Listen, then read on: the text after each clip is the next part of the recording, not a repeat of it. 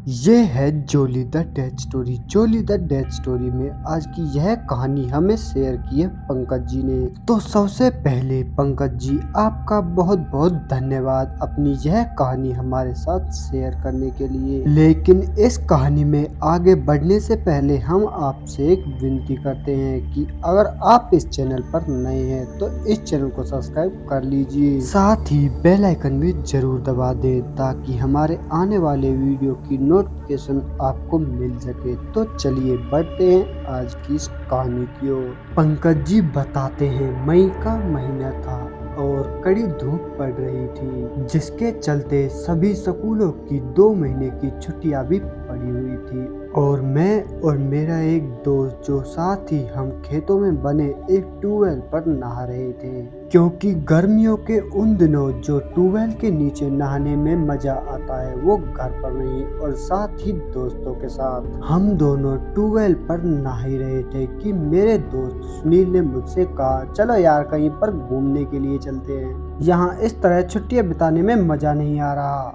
जिससे अब मैं भी उसकी बात से सहमत हो गया और अब हम दोनों ने राजस्थान के अंदर बना एक भूतिया और डरावना गांव जो कि कुलधरा गांव के नाम से जाना जाता है, वहां जाने का प्लान बना दिया। जी हाँ दोस्तों, आपने इस गांव के बारे में बहुत सारे किस्से और कहानियां तो जरूर सुने होंगे, जो कि एक शराब के कारण 200 सालों से वीरान पड़ा हुआ है। कुलधरा हमारे गांव से लगभग 70 किलोमीटर दूर है। सुबह होते ही हम दोनों कुलधरा जाने के लिए तैयार हो गए। तकरीबन 12 बजे हम दोनों किले के अंदर पहुंच गए। अब हम दोनों कुलधरा आने के बाद बहुत ही ज्यादा खुश लग रहे थे और वहां के वातावरण को देखकर मुझे बहुत ज्यादा अच्छा लग रहा था। साथ ही हम दोनों इस गांव के इस तरह उजड़ जाने पर चर्चा भी कर रहे थे कि तभी मुझे ऐसा लगा कि मुझे कोई छूकर गुजरा हो। और तो और अब मेरे दिल की धड़कनें भी अचानक से बढ़ने लगी।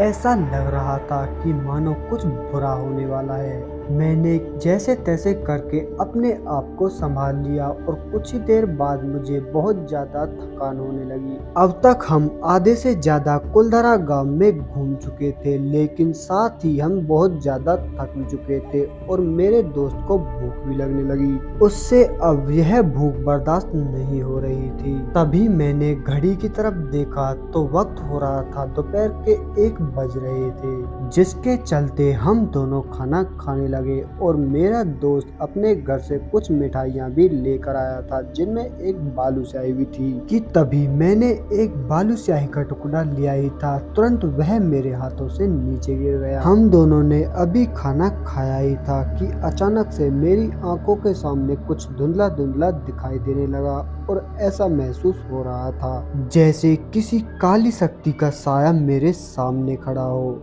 ये बात मैंने तुरंत अपने दोस्त सुनील से कही, जिस पर वह हंसने लगा और हंसते हुए मुझसे कहने लगा, चल अब मजाक बहुत हो गया और अब हम पानी पी कर आते हैं। जिसके साथ तुरंत हम दोनों वहीं पास ही में बने एक कुएं पर पानी पीने के लिए गए, जहां पहले से ही एक औरत पानी ले रही थी। उसे देखकर मैं कहने लगा, मुझे पानी पीना है, और तुरंत वह औरत मुझे पानी पिलाने लगी। मैं झुककर पानी पी रहा था कि तभी अचानक से मेरी नजर उसके पैरों पर गई, जिसे देखने के बाद मैं चौंक सा गया, क्योंकि उस औरत के पैर आम लोगों की तरह बिल्कुल नहीं थे, बल्कि पीछे की तरफ मुड़े हुए थे, जिसे देखने के बाद पानी अब मेरे हलक से नीचे ही नहीं उतर रहा था और मेरी आंखें फटी की फटी ही रह गई। कि तभी मेरे दोस्त सुनील ने मुझसे कहा कि क्या हुआ, जिस पर मैंने उसे कोई भी जवाब ना देते हुए तुरंत भागने को कहा। लेकिन वह औरत अभी भी हमारा पीछा नहीं छोड़ रही थी